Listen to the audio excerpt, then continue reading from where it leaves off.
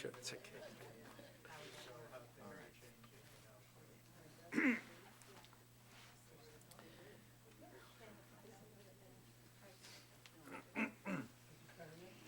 We're going to be starting the service now.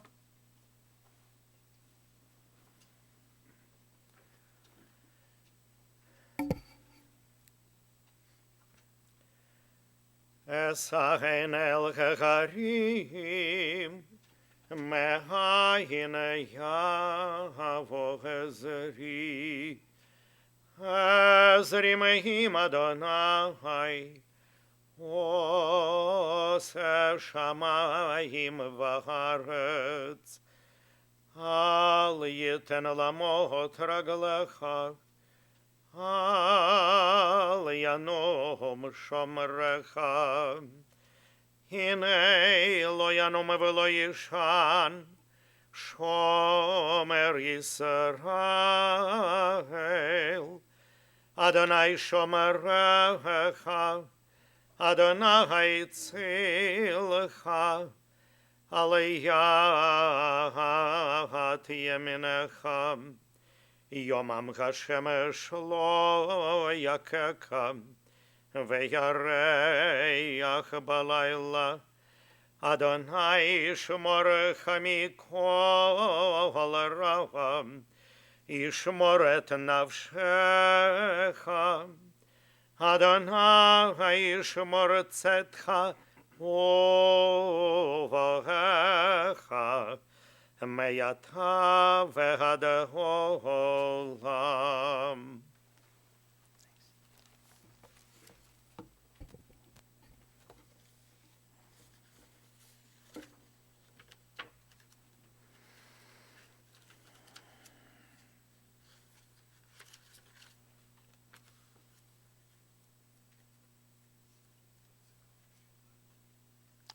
Mizmor LeDavid Adonai Roi Lo Echsar Binotesh Yarbitzeni Al Mei Menuchot Yinahaleni Nafshi Yishovev Yancheni V'Magle Tzedek Laman Shemo Gam Ki Elech Begates Hamavet Lo Ira Ra Ki Ata Imadi Shiftecha Umishantecha Hema Yenachamuni. The Lord is my shepherd, I shall not want. He has me lie down in green pastures. He leads me beside the still waters. He guides me on paths of righteousness. He revives my soul for the sake of his glory.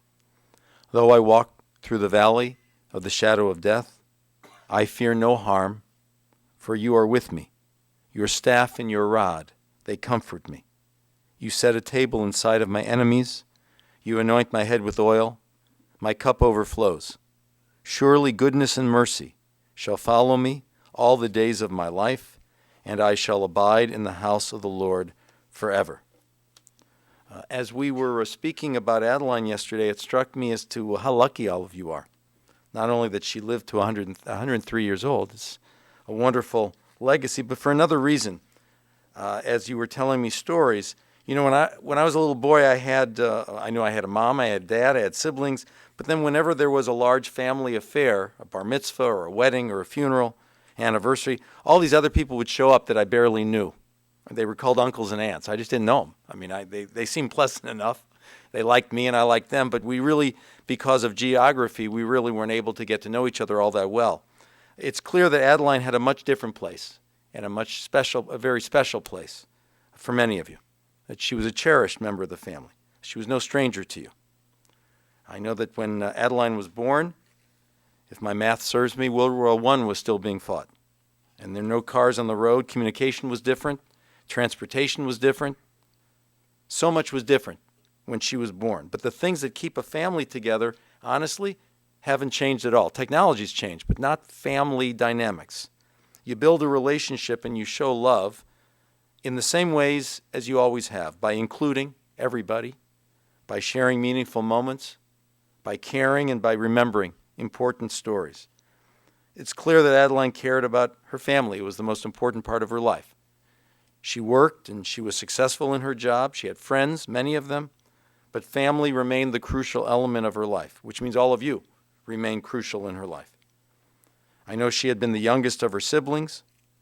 She became close to nieces and nephews, partly because she was the youngest of the previous generation, also because she was fun. She was caring and fun and gregarious. Dick, you said she was as a second mother to you. She taught you how to drive. She and Ben drove you and Debbie around at the confirmation dance because you didn't have a license yet. From the time you were born, she was in your life.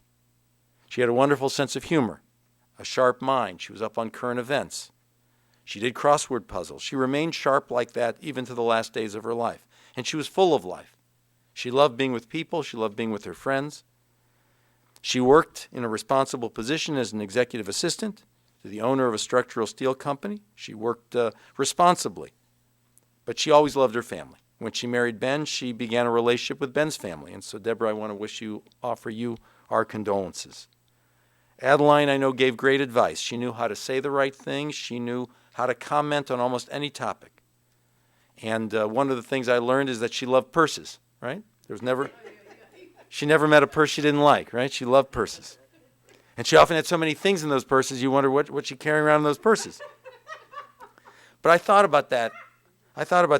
You know, we all carry around things in our own figurative purse, whether with an actual purse or not. We carry around things in here that make us who we are. See, I don't know what Adeline carried around in the actual purse, but I know there were certain memories and events that she carried around in the purse we all have up here that obviously shaped who she was. Being married for many years to Ben, her devotion to him, her love for him, she cared for him, and she carried that with her, I'm sure, always.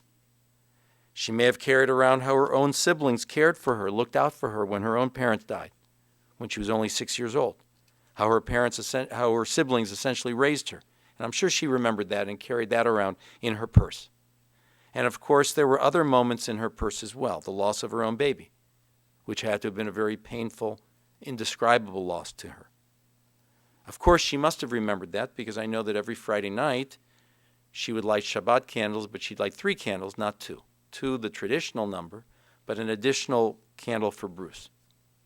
So we know she carried around things in her purse of life.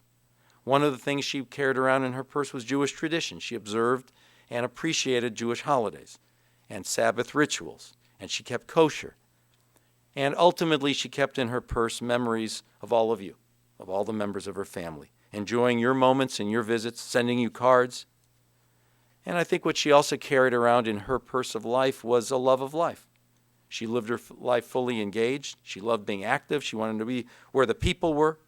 She knew the world wasn't perfect. People aren't perfect, and neither is the world, but she loved being with people. She loved being with family, first of all, and with friends.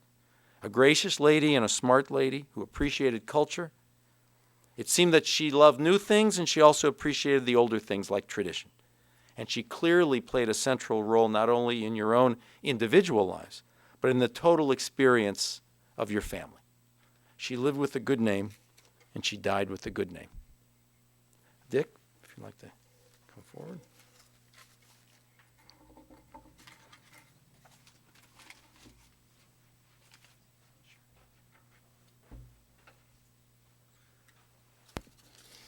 Well, the rabbi has covered a number of the things I would have said, so you could start with the thought that he has said exactly what I would say as far as those topics, trying to add some of it now. Start with, she's not Adeline to me. She never was. She was Annie. I always called her Annie. And it wasn't until she got into perhaps Menorah Park, where I had to address an envelope to Adeline or wouldn't make it to Annie, that I used Adeline. She also was, until I would say close to her 100th birthday, 29 years old on every card I sent her. There never was a card that I didn't congratulate her on her 29th birthday. This was something we had very much in common. She was not just saying like a second mother, she was an intrinsic part of my life.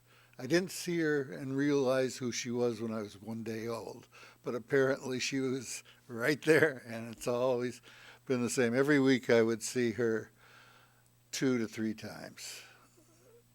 because it would either be at our house, one of her siblings' houses, or at some comic book store or something like that. She really helped me amass a set of comic books that if they hadn't been tossed out when I went to college, it would be nice. I'd see comic books right now. But she was always there, and so were my other aunts as far as aspects like that. I mean, my Aunt Betty was very strong comic books also. I really was gaining a lot there. She was very much a family member with everybody. As the rabbi said, the other siblings raised her. That was my Aunt Seal, Aunt Betty, Uncle Max. It was a loving family all over, and we would be there very frequently. And I can give stories, which I won't now, but about all the people and the thing.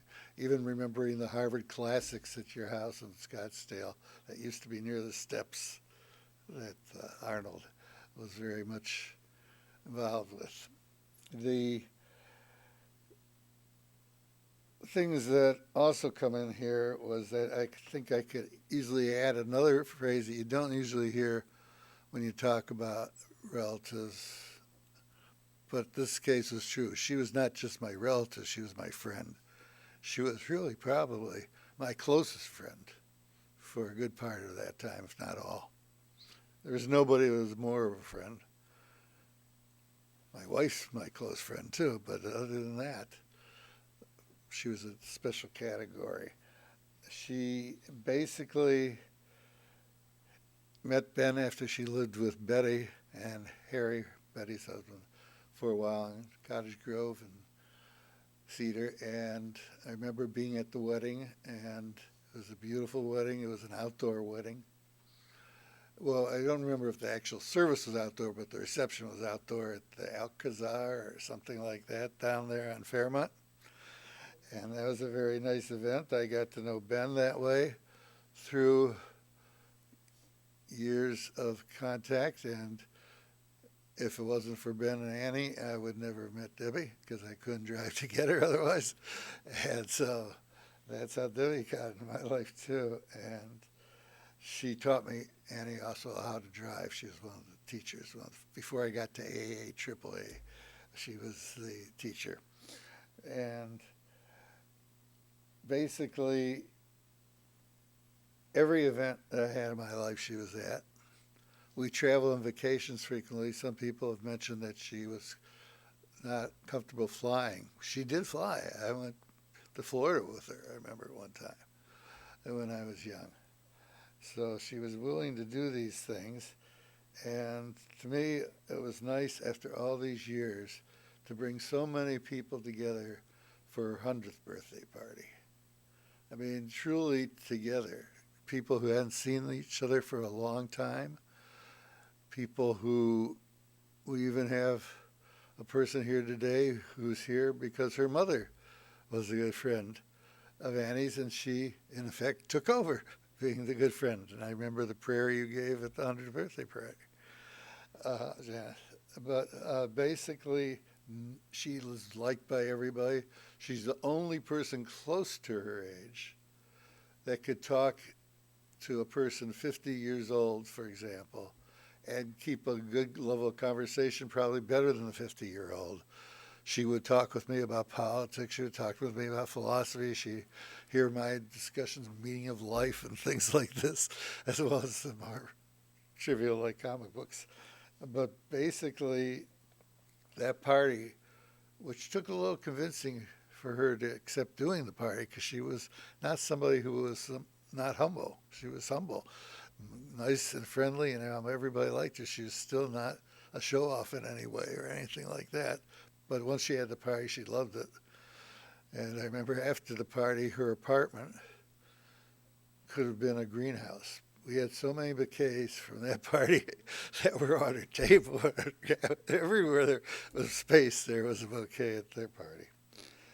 I'm very happy that Corey and others were at her 100th birthday. Well, she was at the 100th. that brought a lot of people together. But at the 103rd birthday party, the 103rd, which she enjoyed, I know I talked to her about it. It was very close to when the illness was going to hit her. Nobody knew that at this time of the party, but she did enjoy it. And we've actually got pictures of her enjoying and smiling with her hand up like that or something. So that was a nice event. And so basically, I just want to say, Annie, rest in peace. You were so important.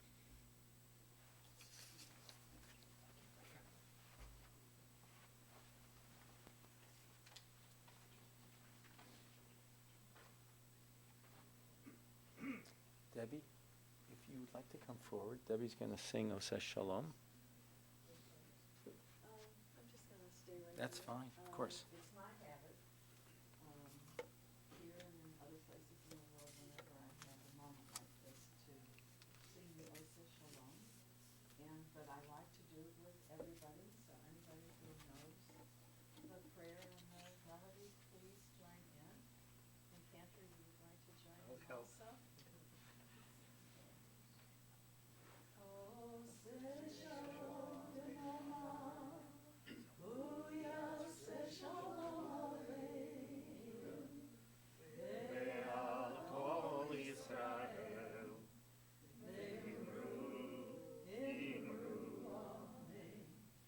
Yaseh shalom, Yaseh shalom, Shalom aleinu ve'al kol Yisrael. Yaseh shalom, Yaseh shalom, Shalom aleinu ve'al kol Yisrael. Thank you, Arjun. Thank you, Debbie. And now let's all rise for the El Maleh, the memorial prayer.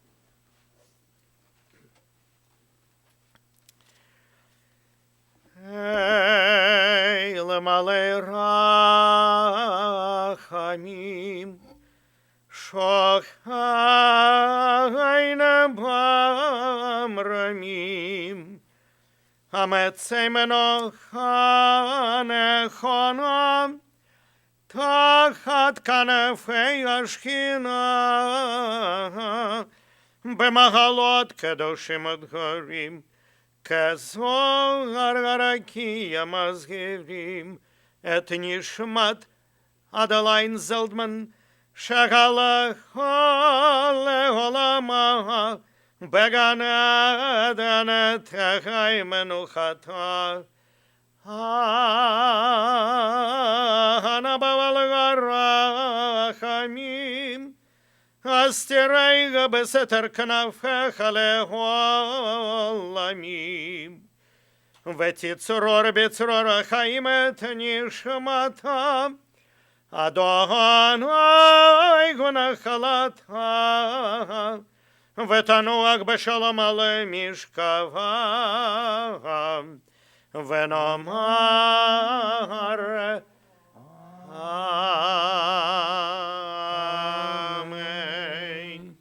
May we remember all of the worthy and the righteous deeds that she performed while in the land of the living.